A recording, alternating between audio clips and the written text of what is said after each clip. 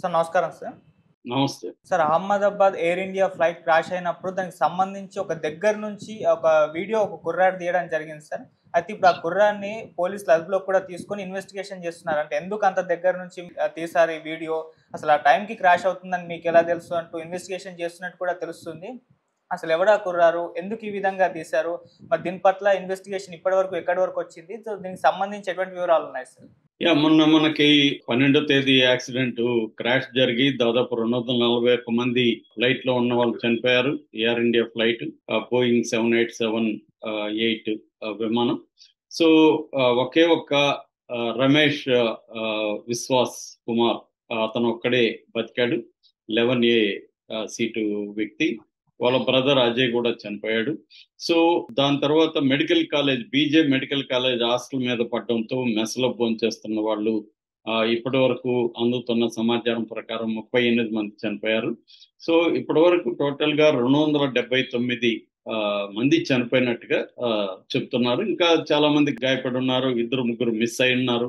ఆ శిథిలాల కింద ఇంకా వెతుకుతున్నట్టుగా తెలుస్తుంది. సో ఈ నేపథ్యంలో ఒక రోజుకొక ఏదో ఒక విచిత్రమైన న్యూస్ బయటకు వస్తుంది. ఎందుకంటే అసలు ఇది ఎలా జరిగింది, దీని వెనక ఏమన్నా కుట్ర కోణం ఉందా, లేదు హ్యూమన్ ఎర్రర్ అంటే పైలట్ ఎర్రర్ ఉందా అనేది ఒక యాంగిల్ అయితే, రెండో యాంగిల్ టర్కిష్ కంపెనీ సెలబీ అనే ఒక కంపెనీ దాదాపు 9 ఎయిర్పోర్ట్లలో గ్రౌండ్ డీలింగ్స్ అవన్నీ చేస్తుంది. సో అంటే విమానాలకు సంబంధించి క్లీనింగ్ కావచ్చు, అవన్నీ కూడా ఆ కంపెనీని చేస్తుంది. వాళ్ళు ఏమన్నా కాన్ఫిగరేషన్ చేంజ్ చేస్తారా అన్న అనుమానాలు కూడా ఉన్నాయి. రామ్దేవ్ లాంటి వాళ్ళు అది కూడా చెప్తున్నారు. అట్లాగే విమానం క్రాష్ అవుతున్నప్పుడు ఒక మిస్టీరియస్ ఆబ్జెక్టు బయటికి వెళ్ళిందని చెప్తున్నారు. అదేంటి అన్న కోణంలో కూడా విచారణ జరుగుతుంది. అమెరికన్ విచారణ సంస్థలు రంగంలో దిగే, అట్లాగే యూకే సంస్థ రంగంలో దిగింది. ఇండియా నుంచి కూడా ఒక 2 సంస్థలు ఏవియేషన్ ఇన్వెస్టిగేషన్ కి సంబంధించిన సంస్థలు రంగంలో దిగాయి. ఈ నేపథ్యంలో ఇప్పుడు ఒక 24 సెకండ్ల వీడియో వైరల్ అవుతుంది. అదేంటంటే అతి దగ్గరగా కూలుతున్నప్పుడు చాలా దగ్గరగా 24 సెకండ్ల వీడియో బయటకు వచ్చింది. సో ఇది ఎవరు తీశారు ఏంటనేది ఇప్పుడు మొత్తం ప్రపంచ వ్యాప్తంగా కూడా ఇది వైరల్ అవడంతో ఎవరు తీశారని ఇన్వెస్టిగేటివ్ ఏజెన్సీలు రంగంలో దిగి, ముఖ్యంగా అహ్మదాబాద్ క్రైమ్ బ్రాంచ్ ఈ అబ్బాయిని అదుపులోకి తీసుకున్నారు. సో ఇప్పటి వరకు మనకు అందుతున్న సమాచారం ప్రకారం ఆ అబ్బాయి ఏం చెప్తున్నాడు అనేది ముందుగా చూస్తే, అబ్బాయి పేరు ఆర్యన్ అన్సారీ.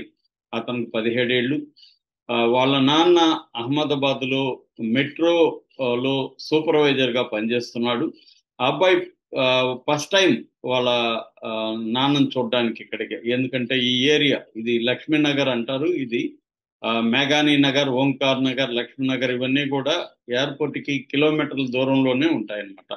సో ఇది పడింది కూడా అక్కడే మేఘానీ నగర్ లోనే ఇది పడింది. దాని పక్కనే లక్ష్మీనగర్ ఉంటుంది. అక్కడ ఒక 6 నెలలకు ముందే వీళ్ళ నాన్న అపార్ట్మెంట్ అక్కడ రెంట్కి తీసుకున్నాడు. రెంట్కి తీసుకున్న తర్వాత ఈ అబ్బాయి ఫస్ట్ టైం, అతనికి సమ్మర్ హాలిడేస్ ఉన్నాయి, సెకండ్ ఇయర్ ఇంటర్మీడియట్ చదువుతున్నాడు. అతను వాళ్ళ సిస్టర్ వాళ్ళ నాన్న చూడడానికి వచ్చాడు. ఈ అపార్ట్మెంట్ లో ఉంటున్నాడు. సో ఇతను ఏమనుకున్నాడంటే వాళ్ళ ఫ్రెండ్స్ మీ నాన్న ఉన్న దగ్గర విమానాలు దగ్గరగా వెళ్తాయంట కదా, సో వాటిని వీడియోలు తీసి మాకు పంపురా అని వాళ్ళ ఫ్రెండ్స్ అడిగితే, ఇతను గబగబా లంచ్ చేసేసి పైకి వెళ్ళాడు. మేడ పైకి వెళ్ళి అపార్ట్మెంట్ టాప్ ఫ్లోర్కి వెళ్ళి బయటకు వెళ్ళి ఇతను వీళ్ళ ఫ్రెండ్ రాజేష్ ఇద్దరు కలిసి జనరల్ గా అక్కడ ఏంటంటే ప్రతి విమానం కూడా దగ్గరలో ప్రతి 10 నిమిషాలకి 15 మినిట్స్కి ఒక విమానం అక్కడ వెళ్తూ ఉంటది. దగ్గరగానే వెళ్తూ ఉంటాయి. ఆ దగ్గరగా వెళ్ళడం అనేది ఆ ఏరియా ప్రజలందరికీ కామనే. రెండోది ఏంటంటే ఆ ఏరియాలో ఉంటున్న మేజర్ జనం వర్క్ ఫోర్స్ ఇదే ఎయిర్పోర్ట్ లో క్లాస్ 4 ఎంప్లాయీస్, గ్రౌండ్ స్టాఫ్ అంటారు వాళ్ళని. అది క్లీనింగ్ కావచ్చు, టాయిలెట్స్ కావచ్చు, విమానం క్లీనింగ్ కావచ్చు, బ్యాగేజ్ని తీసుకెళ్ళడం కావచ్చు, ఇలా క్లాస్ 4 ఎంప్లాయీస్ గా వాళ్ళు పనిచేస్తుంటారు. సో అందువల్ల వాళ్ళకి అది కామన్ అనమాట. వాళ్ళకి అలవాటు అయిపోయింది. విమానాలు నైట్ అండ్ డే దగ్గరగా వెళ్తుంటాయి. ఆ సౌండ్లు అవన్నీ కూడా వాళ్ళకి అలవాటు అయిపోయింది. వాళ్ళు ఎప్పుడు కూడా పట్టించుకోలేదు. సో కానీ ఈ అబ్బాయికి ఫస్ట్ టైం అక్కడికి రావడం కాబట్టి ఈ అబ్బాయికి కూడా విచిత్రంగా ఉంది. ఇంత దగ్గరగా ఆ అబ్బాయి ఎప్పుడు విమానాలు చూడలేదు. సో అందువల్ల అతను వీడియో తీయడం మొదలుపెట్టాడు. సో ఈ క్రమంలో ఏంటంటే ఇది ఆ, ఒక 2-3 వేరేవి తీశాడు. ఈ లోపల ఈ 787 బోయింగ్ 787 డ్రీమ్ లైనర్ విమానం వచ్చింది. ఇది అన్నిటికంటే కూడా కిందికి వచ్చింది. ఈ అబ్బాయి ఏమనుకున్నాడు, ఇది ల్యాండ్ అవ్వబోతుందేమో, అందుకే ఇంత కిందకి వచ్చింది. అంటే చెయ్యి తీసి గట్టిగా పైకి లేపితే తగులుతుందేమో అన్నంత దగ్గరగా అది ఆ, వెళ్ళింది. దాంతో ఈ అబ్బాయి క్యూరియస్ గా దాన్ని తీయడం మొదలుపెట్టాడు. అది తీస్తున్న ఒక ఎగ్జైట్మెంట్ తో తీస్తున్నాడు. పక్కన ఫ్రెండ్ కూడా నిలబడి షాకింగ్ గా చూస్తున్నాడు. ఇంత దగ్గరగా వాళ్ళు విమానం ఎప్పుడు చూడలేదు. అది సడన్ గా విపరీతంగా అది ఊగిపోవడం మొదలుపెట్టింది. దాంతో ఇతనికి ఏం అర్థం కాలేదు. అంటే ఇతనికి అప్పటికి కూడా డౌట్ ఏం రాలేదు. ఇది ల్యాండింగ్ ఇలాగే అవుతుందేమో అనేది ఈ అబ్బాయి అనుకుంటున్నాడు. సో ఊగిపోయి ఎప్పుడైతే అది దాని మీద బిల్డింగ్ మీద పడి ఇరిగిపోయి కింద పడి పడగానే మంటలు విపరీతంగా వ్యాపించాయో అప్పుడు ఇతనికి అర్థమైంది ఇది కూలిపోయింది. నా విషయం అర్థమైంది. ఆ సౌండ్ కి ఆ నిప్పుల దీనికి ఇతను ఒకసారిగా షాక్ గురైపోయాడు. గురైపోయి ఇమీడియట్ గా వాళ్ళ నాన్నకి ఫోన్ చేసి దాన్ని పంపించాడు వాళ్ళ నాన్నకి. వాళ్ళ నాన్నకి అర్థమైపోయింది ఈ లోపల న్యూస్ ఫ్లాష్ అవుతుంది. వాళ్ళ నాన్నకి కూడా న్యూస్ అయింది. దాంతో వాళ్ళ నాన్న ఇమ్మీడియట్ గా నువ్వు వెళ్ళిపోయి రూమ్ లో తలుపేసుకోరా, బయటకు వెళ్ళక ఎక్కడికి అని వాళ్ళ నాన్న అతన్ని చెప్పాడు. దాంతో అతను ఒక రకమైన షాక్ గురైపోయాడు. మాటలు సరిగా రావట్లేదు. కానీ వాళ్ళ పక్కనున్న రాజేష్ మాత్రం ధైర్యంగా వాడు పరిగెత్తాడు ఆ సైట్ కి. ఆ చుట్టుపక్కల అందరూ కూడా పరుగులు తీశారు ఆ సైట్ దగ్గరికి. ఈ లోపల దాదాపు ఒక 7-8 ఫైర్ ఇంజన్స్, పోలీస్ వ్యాన్లు, అంబులెన్స్లు ఇవన్నీ రావడం మొదలు పెట్టాయి. సో రెస్క్యూ ఆపరేషన్ స్టార్ట్ అయింది. సో కానీ ఈ అబ్బాయి మాత్రం బయటికి రావట్లేదు. వణుకుతున్నాడు, టెన్షన్ పడిపోతున్నాడు. అటువంటి అంటే పిటిఎస్డి సిండ్రోమ్ అంటారు. అంటే పోస్ట్ ట్రామటిక్ సిండ్రోమ్ అన్నమాట. అది స్ట్రెస్ డిజార్డర్ పూర్తి పేరు. పోస్ట్ ట్రామటిక్ స్ట్రెస్ డిజార్డర్ అంటారు సైకాలజీలో. అటువంటి ఒక పిటిఎస్డికి అబ్బాయి గురైపోయినట్టుగా తెలుస్తుంది. మామూలుగా యుద్ధాల్లో పాల్గొన్న చాలా మంది సైనికులకు కూడా పిటిఎస్డి ఉంటది. సౌండ్లకి భయపడే నేచర్ ఉంటది. సౌండ్ వింటేనే వాళ్ళు భయంతో వణికిపోతారు. అలాగా ఈ అబ్బాయి కూడా అలాగా తయారైపోయాడు అనమాట. అంటే మేబీ సెన్సిటివ్ గా ఉంటాడు. ఇట్లాంటిది అతని జీవితంలో ఎప్పుడు ఇట్లాంటి ఇది ఇంత దగ్గరగా చూడలేదు. సో ఒక్కసారిగా ఇప్పుడు అబ్బాయికి ఏమైపోయిందంటే ఫ్లైట్ సౌండ్ వింటేనే గుండెల్లో దడ మొదలైపోయింది. నిద్ర పట్టట్లేదు. రాత్రులు లేచి కూర్చోవడం, చెమట్లు పట్టేయడం జరుగుతున్నాయి. సో ఇది ఒక పక్క అయితే, రెండో పక్క ఇది ఎప్పుడైతే లీక్ అయిపోయిందో ఈ వీడియో, విపరీతంగా మీడియా అండ్ పోలీసులు ఇతన్ని కాల్స్ రావడం మొదలుపెట్టాయి ఇతని ఫోన్కి. మీడియా కూడా విపరీతంగా వచ్చేసి అతని ఇంటర్వ్యూల కోసం రావడం మొదలుపెట్టారు. దాంతో అహ్మదాబాద్ క్రైమ్ బ్రాంచ్ రంగంలో దిగింది.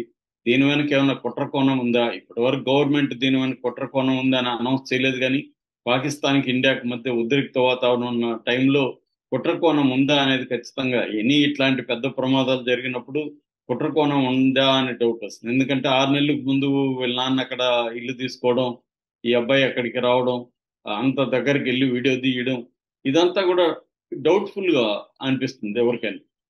అందుకని వాళ్ళ నాన్నని అబ్బాయిని పిలిపించి సుదీర్ఘంగా విచారణ జరిపారని చెప్తున్నారు.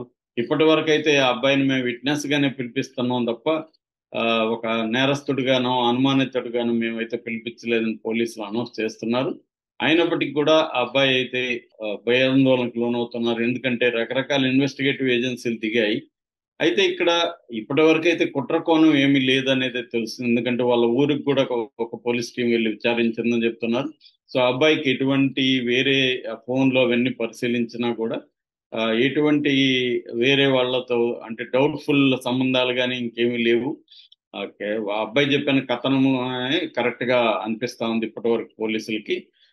ఏదేమైనా దీని మీద విచారణ కొనసాగుతుంది. అయితే అన్నిటికంటే ఇంపార్టెంట్ ఈ వీడియో వెరీ ఇంపార్టెంట్ అయింది. అంటే చివరి క్షణంలో అది ఎలా బిహేవ్ చేసింది, అంటే పైన టాప్ది పైకుండి కిందది పై ఇది ఉందా, సో ఎట్లా చక్రాలు ఎట్లా ఉన్నాయి, మామూలుగా అయితే ఎగిరినాక ముడుచుకోలేదు, తర్వాత ఆబ్జెక్ట్ ఏం పడింది, అది కూలినప్పుడు ఎలా కూలింది, ఇవన్నీ కూడా స్టడీ చేయడానికి ఇప్పుడు ఇన్వెస్టిగేటివ్ ఏజెన్సీలకి ఈ వీడియో వెరీ ఇంపార్టెంట్. అంతకు ముందదే మనకి ఓన్లీ ఎయిర్పోర్ట్ లో ఉండే సీసీ క్యామ్ వీడియోనే ఉంది, కానీ ఈ యాంగిల్లో ఇంత క్లోజ్ గా ఈ అబ్బాయి తీయడం వల్ల ఇప్పుడు అది ఓన్లీ మన ఇన్వెస్టిగేటివ్ ఏజెన్సీలకు కాదు, మొత్తం వరల్డ్ వైడ్ గా కూడా ఆ వీడియో ఇన్వెస్టిగేటివ్ ఏజెన్సీలకి, అంటే ఒక బోయింగ్ విమానం కూలుతున్నప్పుడు ఎలా కూలింది, ఎందుకంటే ఇది ఇలా కూలడం ఫస్ట్ టైం అనమాట. 2014లో టాటా వాళ్ళ దగ్గరికి వచ్చింది ఎయిర్ ఇండియాకి.